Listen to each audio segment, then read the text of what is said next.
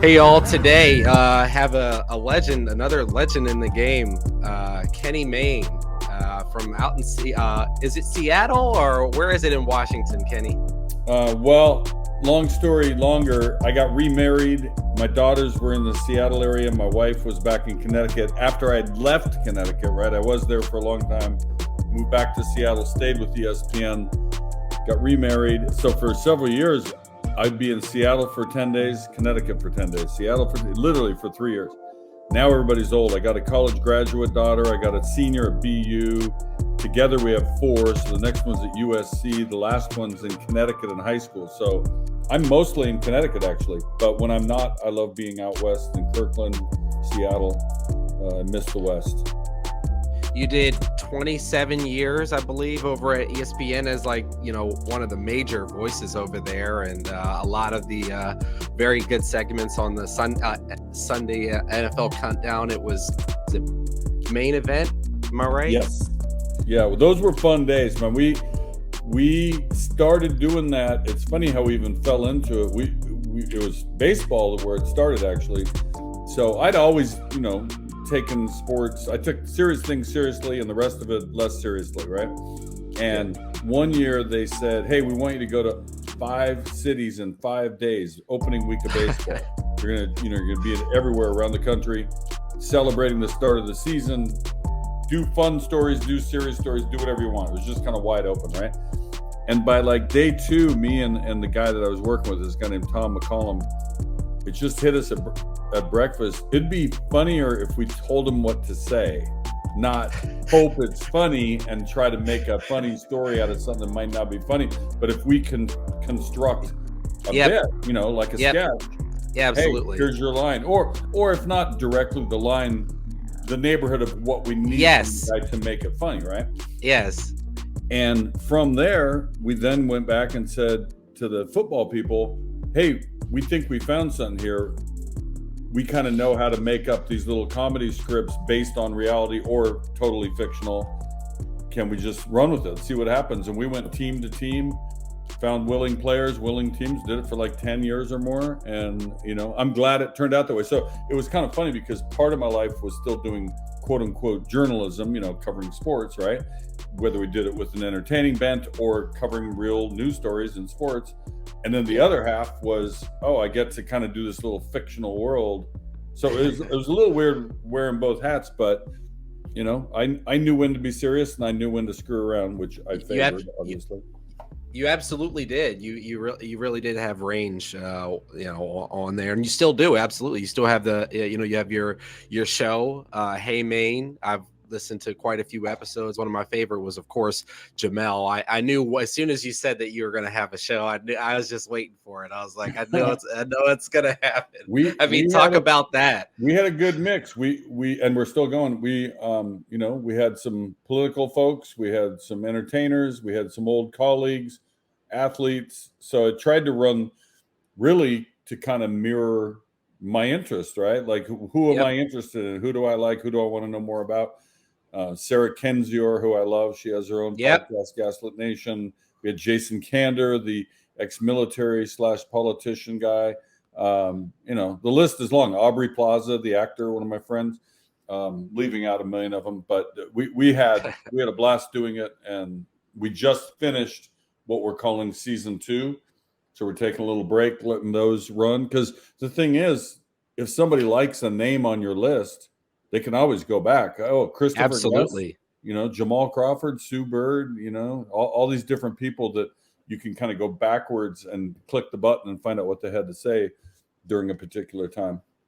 Absolutely. And honorable mention is similar. People will listen to this in a few months. They're like, "Whoa, you had Kenny Mayne on there." Yeah. Kenny Mayne and I have been chit-chatting a little bit for some time, obviously in a different space. And that was while you were still at the network. You were you felt constrained to a certain, I would guess that you felt constrained to a degree in terms of what you were able to say about your personal beliefs. Yeah, well, I would do it in code. Like if Trump were at the podium, I would put up the lyrics to "He's Mr. Know-It-All" from Stevie Wonder Intervisions. And those who got it. Yeah. They knew exactly what I was doing. And others like, oh, he really likes Stevie Wonder, which is also true. But It is true. yeah, no, I mean, and at the same time, I get why ESPN or any big company, Yeah, is absolutely. careful with how much we want our people to really outwardly say this. But I think the Absolutely. difference is, I felt like I always said whatever I said based in fact and based in truth. So I never really saw how what I was doing was subject to the criticism that it got, but it was more like, if there's a problem subsequent to whatever you do, then it's a problem. If Yep. nobody notices it, oh, then you slipped it through. So I don't. There's politics and everything. People like talk about taking politics out of sports. There's been politics in sports forever. Yes. Look at the It's statements people. that have made through the years. Jesse Owens winning in Berlin against the Nazis, and Tommy Smith and John Carlos throwing up a clenched fist in '68 Olympics in Mexico City, given what was going on, which is still 50 years later, something we're still arguing about. So I think it's always been intertwined. It's just that because the Trump and Trumpism was so outrageous and changed norms so much and things got so volatile, to say anything immediately started a big clash. And so I'll sit with what I said. Like I always said, when people would say, why do you have to say stuff? I was always like, how can you not say anything given what we're going through? And I still think that's the case. So go Seahawks against the 49ers. Yeah, that's why you had me on. Absolutely. There's also, you have a perspective. I mean, I think it's fascinating. On this podcast, I don't, people don't really know about my former life, about what I did, but they can go and find out and see what I believe. And I think it's important that exists. And I'm so interested in watching people's like evolutions in thought. We all, we kind of think that our ideas are static, and it's amazing when you really like take a real accounting of what you've, what you've said and what you thought over so many years.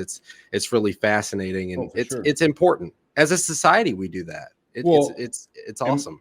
And believe me, I'm not acting like I was some great martyr. I mean, I definitely sold out and probably pulled back, knowing, oh God, if I write this, I'm really going to get in trouble, or it could take this. Whereas Jemele Hill, God bless her, she just said what she said, right? She just did her thing and just zero fucks. She's just, I'm going to say what I say, and I'm going to live with myself in the morning. So I kind of like, 3/4 did that. If I were really looking back at how I conducted myself. So, in fact, even when I did Sports Center, people never got what the joke was. It was more like an inside joke with me, her, and whoever got.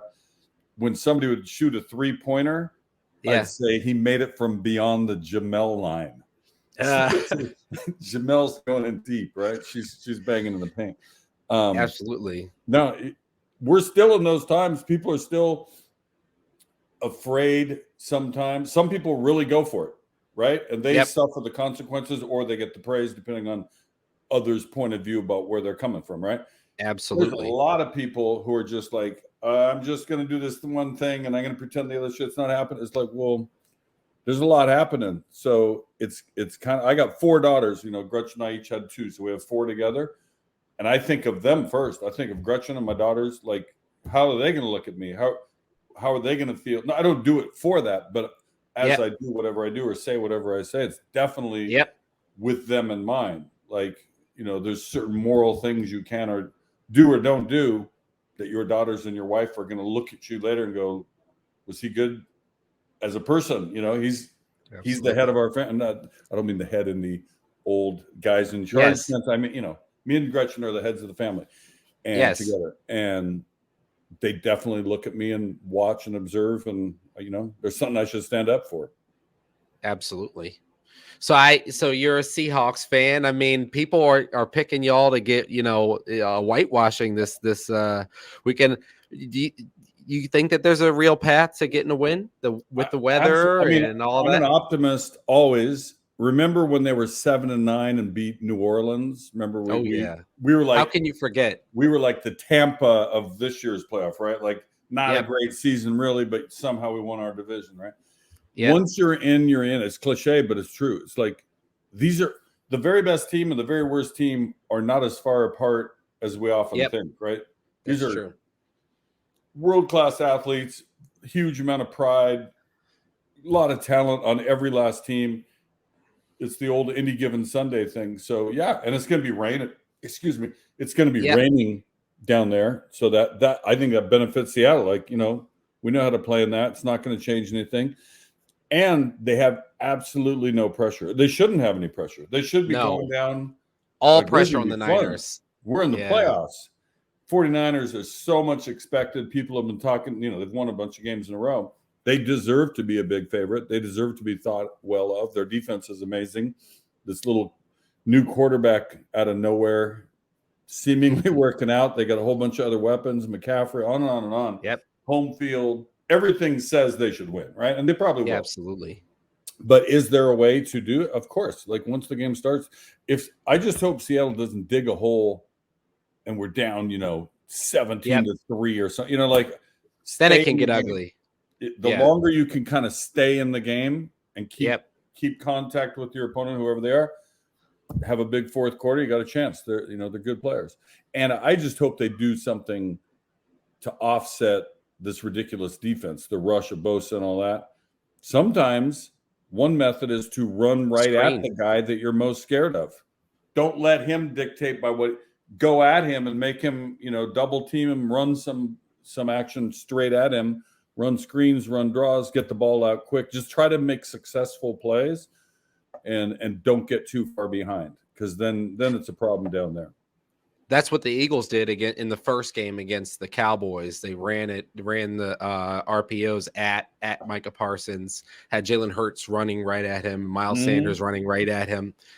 It worked. It worked in that game. We didn't get to see Jalen against him in the second. I'm kind of hoping for it. I'm at this point as obviously you want to see your team win the Super Bowl, and obviously there's a party that says, oh, you want the easiest path possible, but I just kind of want the Cowboys at this point. Do you think that's just? do you think that that's playing with fire? My problem with them, both the Cowboys and Minnesota, I will acknowledge, had overall good seasons and can be very good and really good on any given day. But I also just don't trust them. There's just something like San Francisco, I don't say that about. Philly, I don't say that about. Kansas City, I don't say that about, right? That's right. Buffalo, I don't say that about. Those are really good teams, and they probably will show up and play well, and somebody might beat them, and they might, because once it starts, they're all new games, right? They're brand new games. It's like a new roll of the dice and craps, right? It's a brand new thing that's never happened. And you don't know right out of the gate if this or that happens that totally, sort of like in horse racing, we'll do all this predictive stuff about, the front speed. There should be a battle between the 1 and the 5, and then that should set things up for the 8 horse who's going to club. And then one of them doesn't break well, and the other one, So same thing with football game or any game. You don't know how people woke up that day. You don't know how the game starts. You don't know about the lucky break or the bad call. There's so many factors. I think we go overboard in trying to all act like we know so much. I've heard these Sunday shows. It's going to be a great defensive battle and scores, 55-40 afterward. And then they just forget what they said in the morning and talk about these great offenses, right? Like everybody wants to be an expert.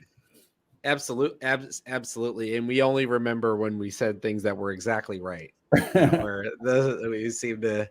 Yeah.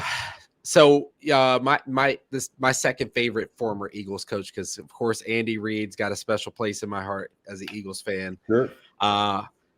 Doug Peterson has got a tough game and against the Chargers. They're only a 1.5 underdogs against the Chargers. What are you thinking about that game? I think that's going to be a really interesting one. Yeah, I think that's one of the more competitive and unique games. 2 young, really good quarterbacks, 2 teams kind of on the rise.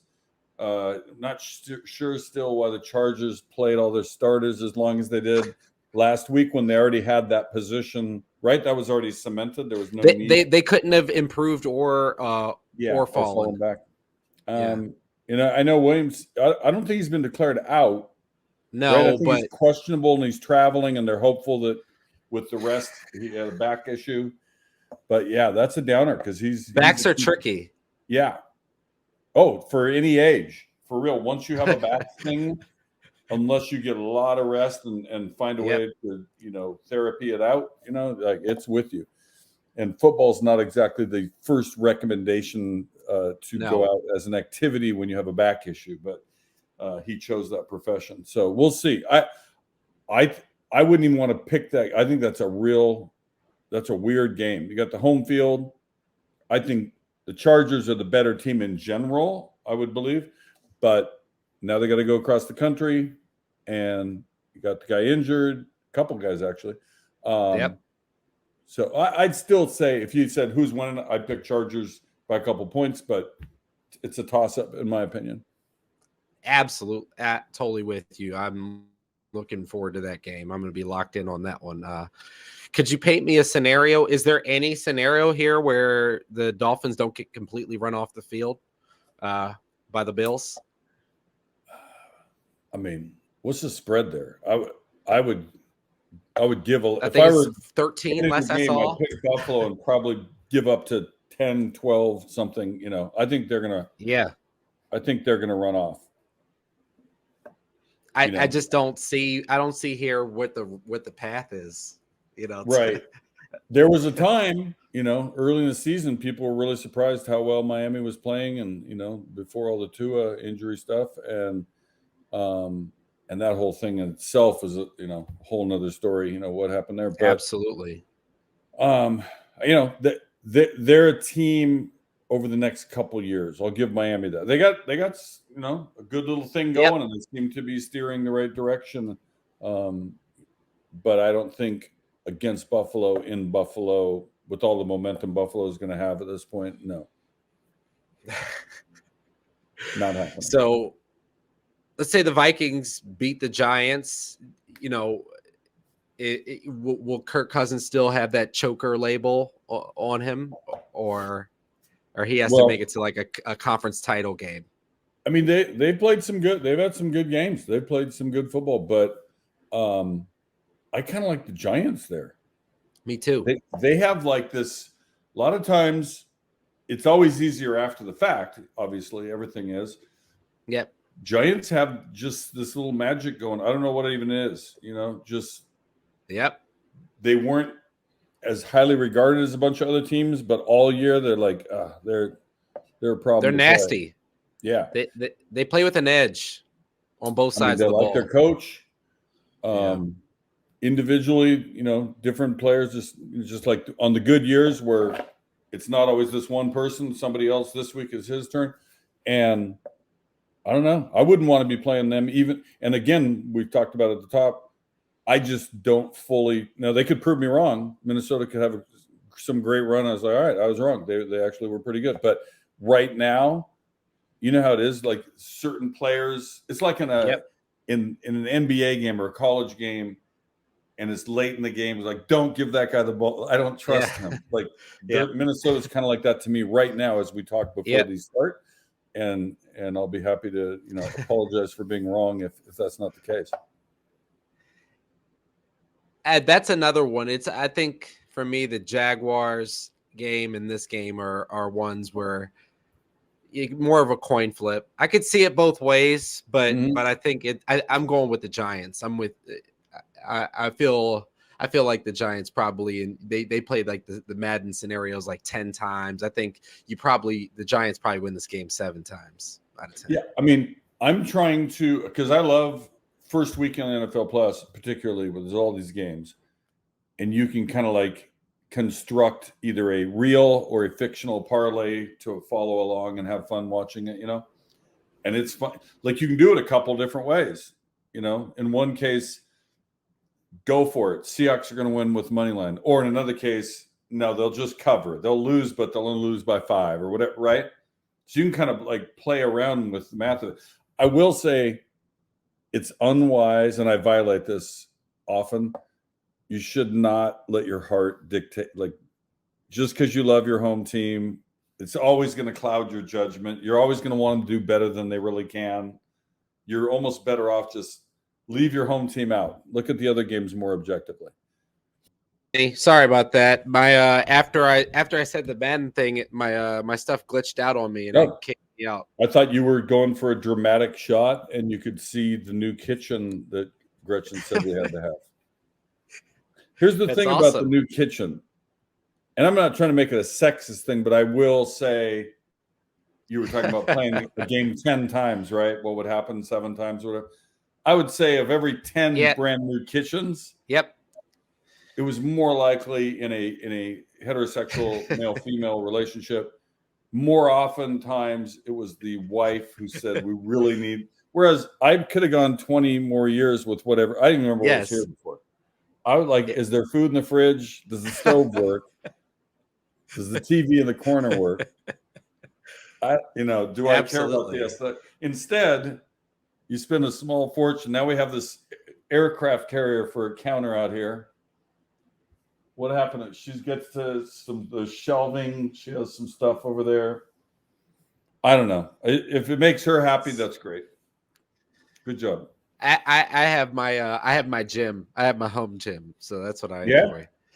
I don't really. I have a real blue collar, industrial. I just got a bench in the garage, and the garage ain't even that great. We got boxes and we got stuff. We keep threatening to organize, but we never do. But it kind of worked for me. I kind of like the lo-fi, nothing fancy. It's not like I'm showing up in a nice boutique-y gym. I go out to the garage, and on cold days, got to walk. It's not attached. I got to walk through the rain or the snow, like 20 yards. You got to want it. Feel like a man's man. Yeah. No, there's something about putting yourself through a little bit of pain doing something to get to the workout. I still like taking my own garbage. I actually have to. She buys so much stuff from Amazon, or we got these boxes I take to the dumps. I used to be a garbage man as well, by the way. Oh, wow. Yeah. Okay. I feel good about that. That's long time ago now, but in college, I was a garbage man a couple summers and one winter, like part-time. I just worked like 3 weeks, 5 weeks, 2 months, whatever it was. And I was the guy that hung on the back of the truck.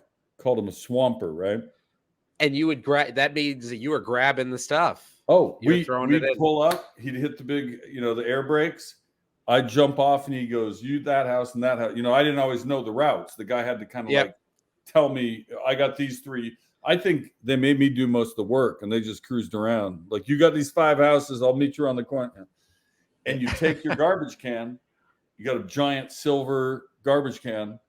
And then you take their garbage cans, dump their stuff into your garbage can, pick it up, and run it back to the truck, right? Interesting. You hit the little lever, the big sweeper thing mashes it all together. So years later, when I quit my TV job in Seattle, I'd been approached, or I had approached ESPN. Now I'm kind of like courting them more than they're courting me. I quit that job for some reason, long story. And I called the garbage man guy back. "Hey, I just quit my job. Any chance I could work a few months? I'm just trying to get back on my feet, pay the bills until I figure out what I'm doing." And the problem is they were down to one-man crews now. Like the big claw. Most neighborhoods have that, right? The guy drives down the road, hits the button, the big claw picks up your can. So I said the industry had passed me by in those intervening years. Like, there was no room for me back in the garbage game. But he needed garbage cans to be made. He needed wheels put on and lids put on off this big train load of garbage cans. So I did that for a month or two, and somehow got to ESPN a couple years later. There was no room left for you in the garbage game. No, but I as a source of pride for sure. And also it's kind of fun for people who've done different jobs to know a little bit about jobs that you now don't do, but other people absolutely do. And then there's like my daughters are like the restaurant union leadership. They believe like anytime we go to a restaurant, they're telling me, "You can't do that. You have to do that." Because they're sticking up, for the brothers and sisters. Absolutely. They're unionizing all over the place. Yeah. "Dad, how can you possibly put your fork over?" She almost goes too far. She'll like bust our own table. It's all fully stacked, ready to go. I usually help out. Yeah, that is a little too far. If I'm at a restaurant, you're taking their jobs away, man. Yeah, but I'm not trying to do that. But I try to make it easier on the kids. Yeah. She is. She busted the table. Oh yeah. No, she's like doing windows and like, what are you doing here? Come on. She's going too far. Going overboard here. Doing too much, as the old Jamel Hill wasn't that the segment? Doing too much? Yes, it was doing too much back on the old network. So we were talking about the G-men winning that simulation 7 out of 10 times. The Bengals and the Ravens, they probably win that one out of 9 out of 10 times, I'm thinking. Well, with the current situation, you mean? Yeah, with Tyler Huntley, not Lamar And, Jackson. you know, it's not a big knock on him. It's more the other guy's that good. It's like pick any team that has a big-time quarterback. Now take that quarterback away. That team's typically not the same team. There have been occasions, several, where a backup came in toward the end of a year or beginning of the playoffs. Injury. Remember Hostetler did it for the Giants way back when. Absolutely. It's not like it's unheard of, right? But in general, when you take away, especially somebody as versatile as the Ravens quarterback, right? Like it's just, he's that good. And I still have never quite understood why Lamar gets the criticism that he gets. Yep. The doubters. What is he? He's 25, 26, whatever. He hasn't been around that long. There's a whole bunch of quarterbacks, Aaron Rodgers included, who didn't even start playing for real till they were his age, or 24, 25. That's right. Had to spend a few years watching the other guy play or learning or whatever the case. And he doesn't really lose. Lamar Jackson, when he's on the field, the Ravens win football games, period. Yeah. They might not always win in the classic way that, you know, whatever it is, people's imagination is of what a game is. That's right. Like. But he sure is a problem for a defense. You don't know what he's going to do. He's so athletic, usually makes the right call on those, and he throws well. Like, I don't know. I'd like him. Most teams would say I'd like to have that kind of guy as my quarterback. Yeah. I think about 27, 28 teams in the league would be like, oh, okay, that's my guy. Yeah. I'm sorry. Great job last year, even if you made the Pro Bowl last year. Well, it's kind of funny. Everybody, and this isn't just football, I feel like too often fans, commentators, talk radio, whatever, they try to make the comparison for whoever they got, whoever their pitcher is, whoever their point guard is, their quarterback, whoever, whatever sport it is. And they don't compare that person to kind of like the middle of the pack. They always go way up here. And how come he's not as good as Tom Brady? You know, well, Patrick Mahomes. He's not Mahomes. Yeah. There are only so many Mahomes. of those. Few people have ever been Mahomes. Right. And even Mahomes Mahomes last couple of years, there have been doubters. He'll have one bad game or they'll lose a game. It's like, dude, or talk about it's because of the system or what. I mean, it doesn't hurt you having Andy Reid over there, mad genius, you know, making up all these newfangled sets and derivations from what they did the week before, right? But you still got to have people to execute it. And again, I don't even know what your list would be versus mine versus somebody else, but you know, there's 8 or 10 way up here. There's about 10 or 12 more just below them, and then there's a handful toward the bottom. And even those handful toward the bottom are still amazing. If you had no rush, just watch them perform. For a quarter, or a half. I mean, it's the same thing like in the NBA. It always kills me how you'll hear people just get crushed on the Monday morning quarterbacking of a game. And it's like, dude, the worst player in the NBA, the worst guy on every team, if they formed a team, would just run regular people or even good athletes out of the gym, right? They're that talented. And there's such a fine line between who gets invited to try out, who makes it, who starts, who succeeds. Oftentimes it's just a bad break for somebody that they didn't get the same look that somebody else got, right? I'm not talking about the Michael Jordans of the world. You know, I don't mean that level, but the AAU level. Yeah. It's amazing. I think that's why I've never been a big fan of just the way some of the shows are conducted, where you just go after these people, like, and it That's ends right. up being personal. That's right. It's like, I don't know. I just like good games and yelling funny shit over highlights. Like that, to me, that's what it should be. Like I celebrate. I've also probably lost a little of my whatever competitiveness you're supposed to have. Your territorial, provincial rooting interest. Like I root for the Seahawks. Yep. If the Seahawks get beat, I'll probably root for the Niners now because they're on the West Coast and they're in our division. Like I'm not going to hate on them because they beat my team. I've just never looked at it that way. Like, Okay. I always look at it like you go for your home team, whatever your favorite team is, then whatever division they're in, whatever coast you live on, like. Yeah. And again, whatever happens anyway, Monday comes, right? Like, I mean, none of That's it. right. I think we all get caught up in all. It's great, the emotion and the celebrations, and it's fun to, build up to a game or whatever it is that you're supporting. That's right. Life goes on. There's other stuff happening as well. That's part of how we started this episode. Absolutely. Cowboys are on the Monday night slot. They play Tom Brady. It's going to be a barn burner. What do you think about that game? Will it be somewhat a repeat of week 1? Again, we're just guessing here. I'm taking Tom Brady with one more trick up his sleeve. He's not ready to flame out yet. Yeah. I don't know that they continue, but I'm talking about just a one-game proposition. They got home field, right? As the division winner. It's a nice little feather in his cap to go off in, even if he goes and gets blown out by the Niners or the Eagles next week. Well, plus we often forget how smart the individual player and the staffs are. A lot of times they just come up with stuff that no one else is thinking of. The regular fans are just like, go team, right? They're not necessarily thinking about all these intricacies of defensive alignment, even just small things. Like I'm now going to have my tackle line up 2 feet to the left because we noticed on film that, like little things like that. Yep. That's right. Motion that distracts, or, I love, a lot of people made fun of it on Twitter. Was it just last weekend when the Kansas City Chiefs did the little ring around the rosy and jumped into a formation?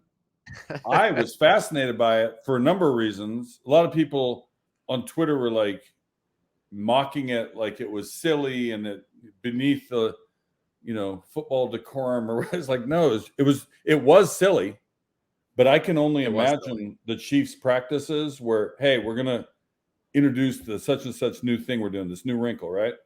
What's a way we can... It is for trying to count 11 hats in the huddle, for trying to account for how they're going to line up, and they sprung out of that formation. As a defensive coordinator, if they're doing things like that, that was innovative. Yeah, that was the best part of it. Is they took like 3 little laps in their ring around the rosy thing, and they knew that on lap number 3, it was, or whatever it was time to jump to your spot, and they got there pretty fast. Mahomes is now out there as a wide receiver. Well, maybe next time they're going to do the same thing, but he'll stay at quarterback, or he'll be a pulling guard. Like, God knows what they're going to do. But all it does, besides confuse people in that moment, it also confuses them for the next time you have to play them, because now you got to prepare for bullshit like that. And now they don't even run it.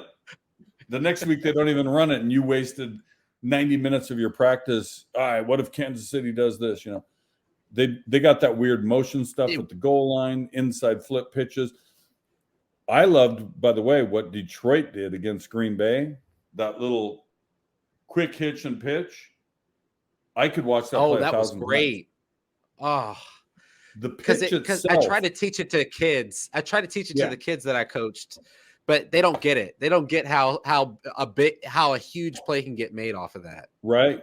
The timing, they must have worked on that a million times, or they just got lucky and it timed out. But normally you need that relationship. Yep. I mean, Goff got the ball out fast. It starts with him, right? Good snap. Yep. It was catch and release by him. Slot screen. Yep. The pitch man was getting tackled as he pitched it, right? Yes. I mean, all of it was by an inch did they survive that play. Yeah, I'm hoping Seattle just borrows some Detroit nerve and playbook material and runs down to San Francisco and freaks them out. Well, you know, Carroll's going to have the cojones to do whatever he needs to do. Yeah, that guy is they're loose. He's a hippie. He's a hippie genius. Well, it was insulting and it hurt my feelings the other day when I got interviewed and somebody's like, "Can you believe Bill Belichick's coming back to coach and he's 71?" And I'm kind of like, that doesn't sound that old to me. Like, hope I'm still. But he's great.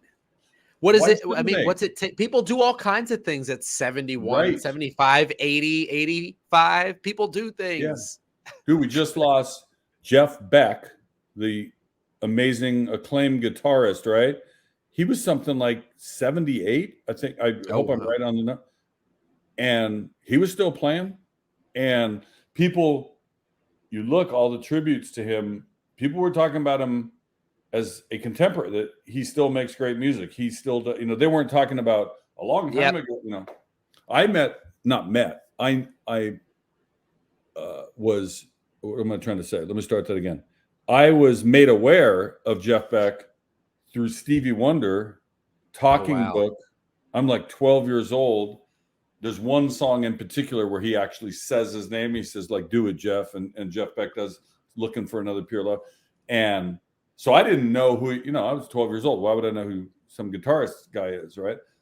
Yeah. And through that, then you come to understand, like, no, he's played with everybody. He does his own music. And, that was 50 years ago. So it all holds up. Absolutely. Like, there's so many people who are still so absolutely, you can still make it happen. The AFC situation, there's been a lot of talk about the potential neutral site AFC championship. Is it a lot to do about nothing? Is it really even going to come to pass to get the 1 versus 2? Well, I mean, those right now people think they're the best too, right? So yeah, we just gave Buffalo the win against Miami, so they've already moved on, in our opinion, right? One more, right. And that, I mean, I don't Kansas City is sitting there, and they would probably play the Jags or they'll play the Jags or the Chargers. Mm-hmm. The thing is, whatever was decided, there was going to be some criticism. I think, given how emotionally invested pretty much everybody in the country was for what happened, right, to DeMar, I think a lot of people scaled back whatever criticism they might have had it been some other reason that the game had. Yep. You know what I'm saying? Yep. And they had to make some decision. So whatever it was going to be something to argue about later. Either way, it's just the other option was don't count the game and just go winning percentage. Yep. But then you get the one team that might have been able to eclipse the other team. So the incident's unfair to them because they didn't get their full shot. Any way you look at it, it was always going to be, what do you call it? A Solomon's decision, right? Yep. So if it comes to that, life goes on. Brand new experience. We're going to do it a different way. It'll definitely be unusual. It'll be talked about. It'll be trying on both teams, having to go to some other destination. One of the teams was going to have to travel anyway, right? Yeah. The non-1 seed. It kind of their advantage because they don't have to fly as far, maybe, or Yep. And I mean, that's gonna, if it ends up being Bills versus Chiefs in indoors in Atlanta, that's gonna be a lot of fun. That kind of makes that game a little more spectacular. So that's, am I not mistaken? I don't think I am. That's the only scenario where it happens, right? If it is Bills Chiefs. That's right. Yeah. That's right. And the Bengals would have to go to Kansas City. Bengals, they were my Super Bowl pick last year. I mean, I really thought they were going to win that game, and they had a couple chances to do so. That's right. Rams had to battle them pretty hard. I remember where I was. In fact, I was in the corner at a casino in New Orleans that Caesars is attached to, Harris, and it was like little, party for the folks that, the high rollers or whatever they were. But yeah, I sat in the corner with somebody else who was rooting for the Bengals, and we had to suffer that. But they played them hard. I still don't understand why The Rock, who I like, was on the field for as long as he was on that intro. Do you remember that? Me either. With the really tight shirt. At the But, same, he's actually wearing the same colors. He was out there for a really long time. He was what's it called? Smoldering. Yeah. I think he was still on the field when the kick was made to start the game. I could be wrong. No, He should just I'm gonna go back and watch it. He should just have told a guy to walk off. I'll be 11th man. I'll be the jammer. Well, he was actually a pretty decent defensive lineman at the U, apparently. Miami, right? Yeah. Yeah. Apparently, Dwayne Johnson. I got to work with him. I met him a couple times, but I got to work with him on a commercial promoting. Now, which movie was it? I'll think of it. But the joke was that I was trying to be like a stunt man. I was trying to really get into the feel of this physical movie. Okay. But I wear this leg brace for my ankle. I got a ruined ankle from football myself from way back when. And it was very funny. He got worried for my health and safety.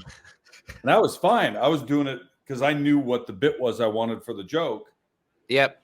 And it's just funny. This guy that's in all these action things, big tough guy. Yep. He's showing all this concern, He seems like a legitimately nice guy. Oh yeah. No, he was great. And it's crazy. Awesome. When you think of why, because he's so huge. He's been in, how many people worldwide wait, and he's still flesh and blood, right? He's still a human.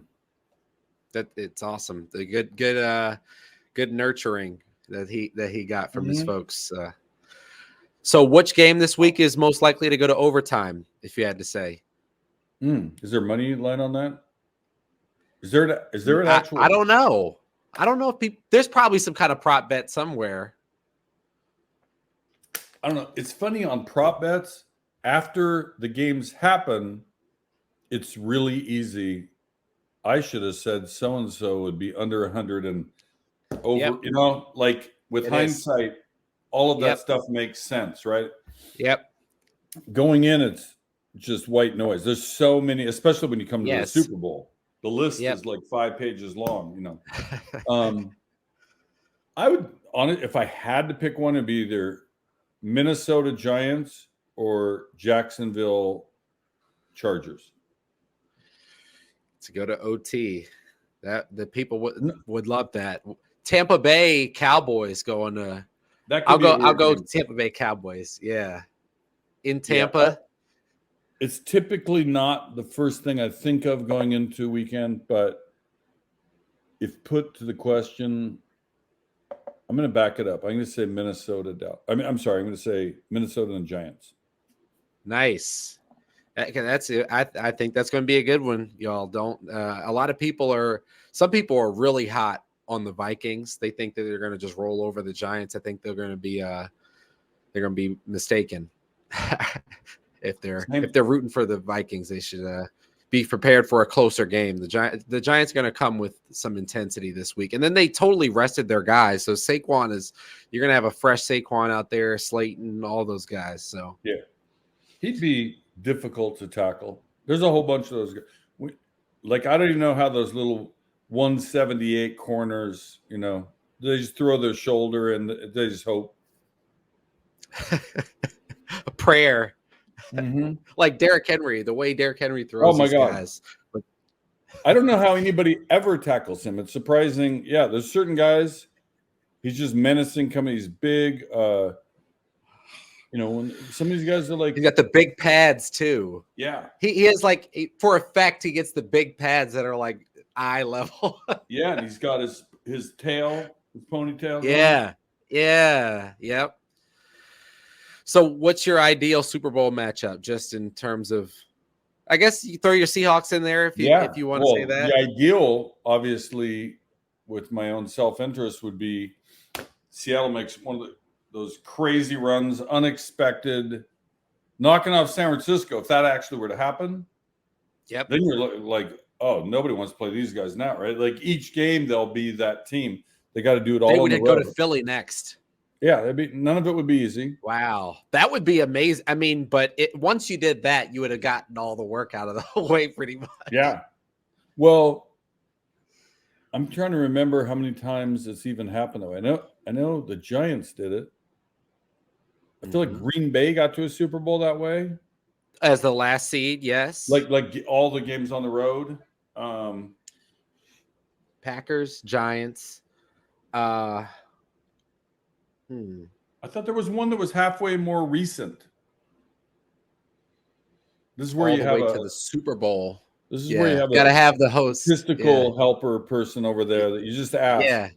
Hey Joey, what's the last time that happened? Yeah, that was one of the cool things of many things. But my former job, something would happen, and you had a 3-minute commercial, or you were running out to the set. You just ask some arcane question about, give me the last time, the blah blah blah. You know, I mean, those are fun things to know. Like when something, not that we remember them for very long, but in the moment, it's pretty cool.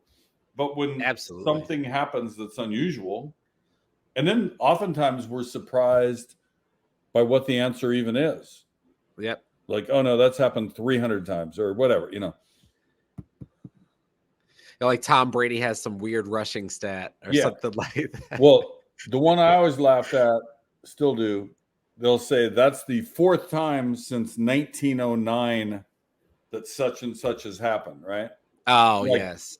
Why are we going, what about 1908? Did it happen like lot, 8 right? times that year? No, the reason they put it that way is just literally the statistical information doesn't go back. They can't verify this. So you got to pick a year when they started believing in the stats. I don't know. So who do you look for? Who do you look forward next to being on Hey Mayne with you, and who should we look forward to checking out? Well, right now we're on a short break, not making new ones, but we have all the old ones that are available. So the last one we had was, there's a guy on Twitter called Super 70 Sports. Have you seen that guy? No, I haven't. Oh, he's worth your time. Okay. Look it up right now. Super 70s, the number 70, Super 70 Sports. And he just has a funny way of looking at everything. A little bit like Josiah Johnson does. Okay. He'll take a funny, something that happened in sports, and he'll parallel it with a funny meme, right? You know, to sort of illustrate the mood or whatever. I know Josiah. He's hilarious. I'd say our big hype girl would be Aubrey Plaza, who is hosting Saturday Night Live in a week. Not tomorrow, a week when they come back. She was in White Lotus, the 2nd season. She has a movie called Emily the Criminal. She was in my show way back when at ESPN called Main Street, where we did like a situation comedy of life at ESPN. And pretty much everybody there who was in that show went on to do big things. They all left me behind to do Sports Centers or whatever I did. But yeah, Aubrey, Allison Becker, John Glazer, Ben Schwartz, John Mulaney was in an episode. Like we had quite a good list of talented people, so we were lucky to work with them. Well, I was lucky to have you on today. Of course, people, if you like this show, subscribe and share. Go give Kenny Mayne a follow.